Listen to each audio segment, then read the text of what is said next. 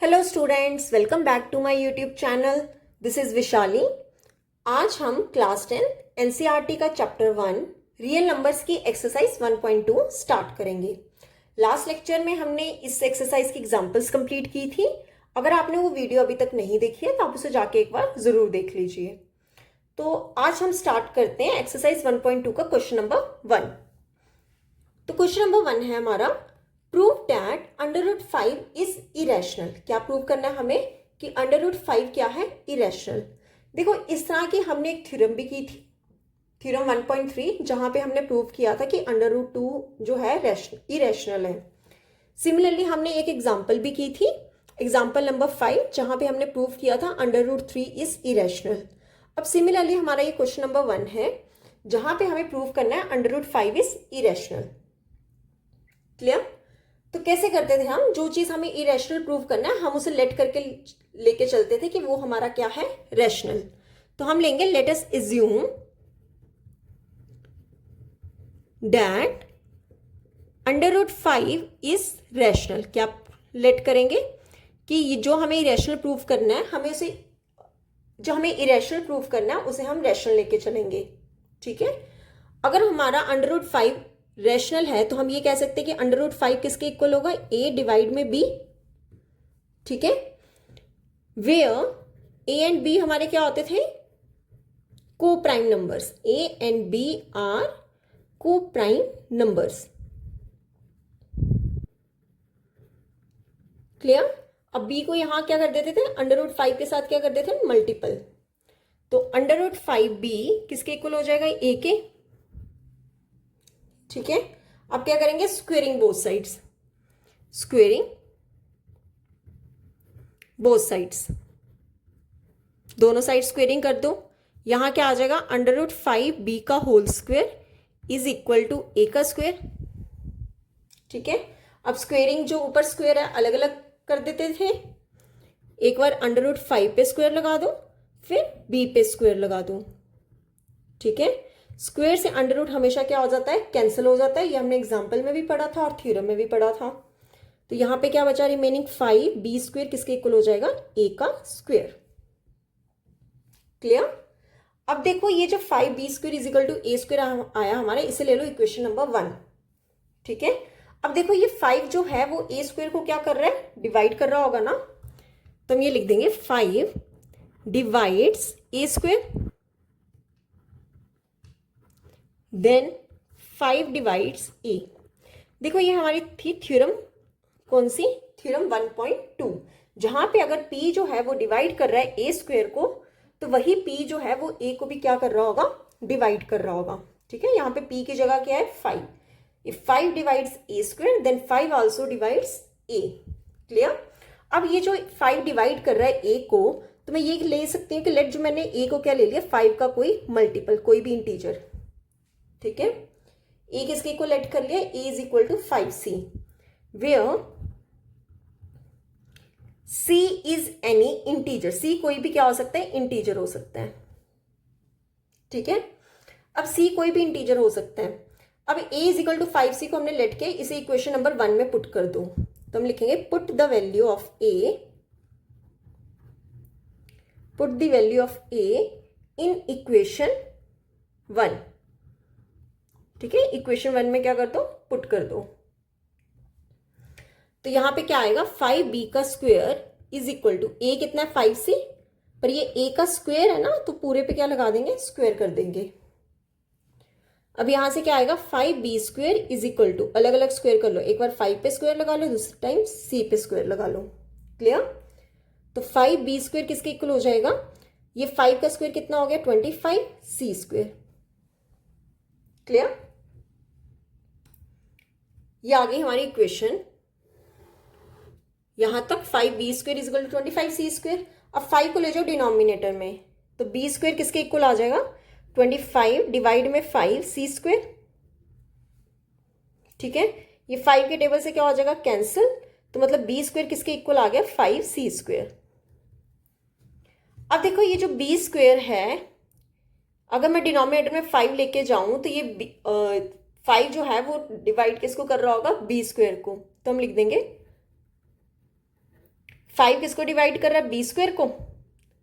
ये 5 B square को divide कर रहा है, तो हम ये कह सकते हैं कि यही जो 5 होगा वो बी को भी क्या कर रहा होगा, डिवाइड कर रहा होगा।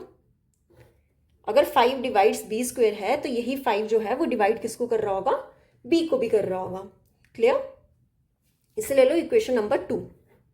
अब फ्रॉम इक्वेशन 1 एंड 2 से हमारे पास क्या आ रहा है, अब देखो 5 जो है वो ए को भी डिवाइड कर रहा है और यहाँ पे 5 जो है वो बी को भी डिवाइड कर रहा है। मतलब 5 जो है हमारा वो क्या है, कॉमन फैक्टर है किसका, ए एंड बी का।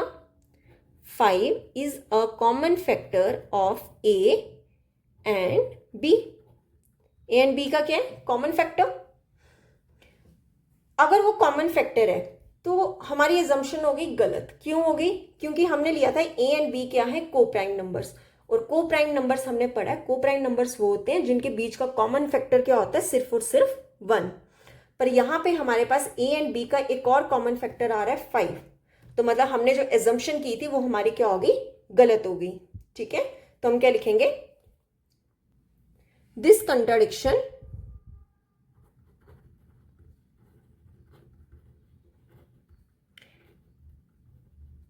is arisen because of our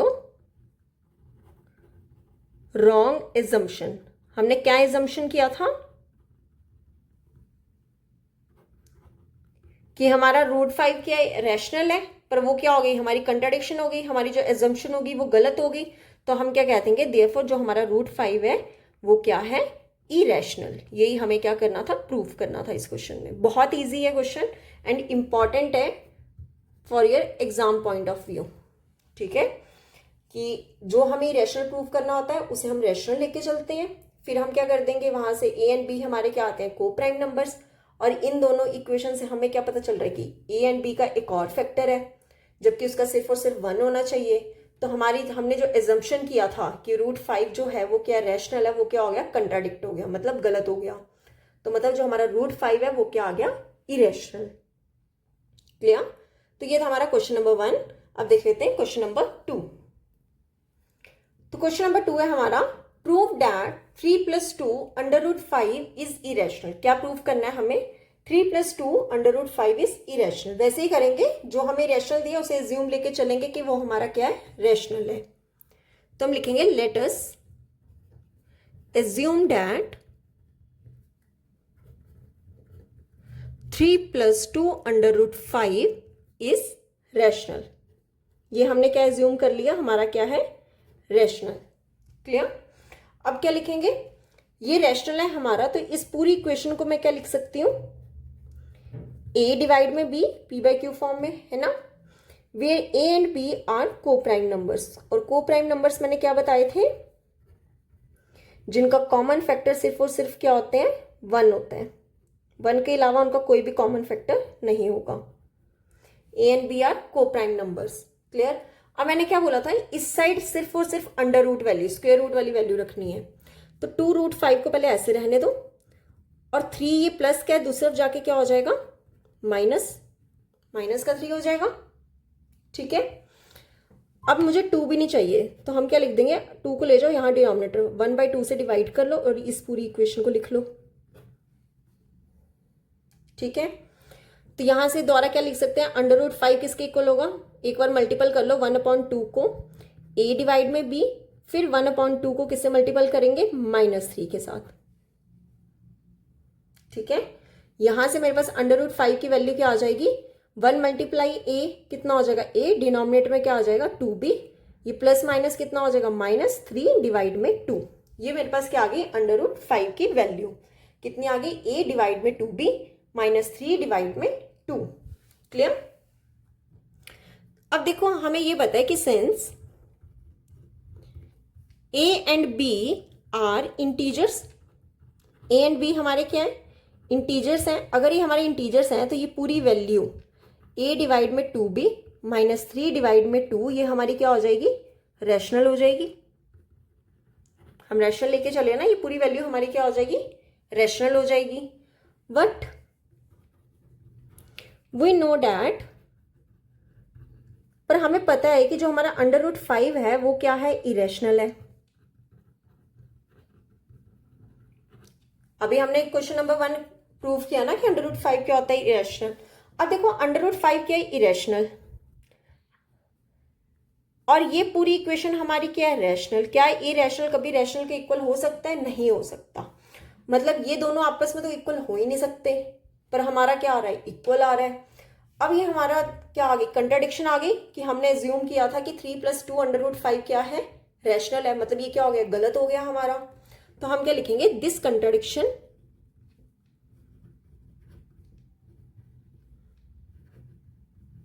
is arisen because of our wrong assumption. हमने क्या एजम्पशन लिया था कि 3 + 2 √5 हमारा क्या है, रैशनल है। पर यहाँ पे तो हमारा √5 क्या आ रहा है, इरेशनल आ रहा है। वो दोनों कभी भी क्या इक्वल नहीं हो सकते। देयरफॉर 3 + 2 √5 हमारा क्या होगा, इरेशनल। क्लियर, यही हमें क्या करना था, इस क्वेश्चन में प्रूव करना था।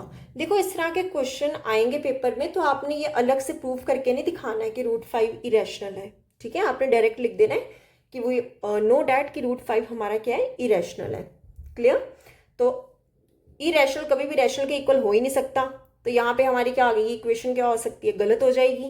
तो हम क्या लिख देंगे, this contradiction is arisen because of our wrong assumption. Therefore 3 + 2 √5 हमारा क्या होगा, इरेशनल। क्लियर, तो ये होता है हमारा क्वेश्चन नंबर 2 कंप्लीट। इस एक्सरसाइज का क्वेश्चन नंबर 3 रह गया, वो हम नेक्स्ट लेक्चर में करेंगे। आज हमने क्वेश्चन नंबर 1 और 2 ही किए हैं। तो अगर यहाँ तक आपको कोई भी डाउट होगा तो आप मुझे कमेंट सेक्शन में पूछ सकते हो, मैं उसकी एक सेपरेट वीडियो बना दूंगी। और अगर आपको वीडियोस अच्छी लग रही हैं तो please like, share and subscribe my channel. Thank you.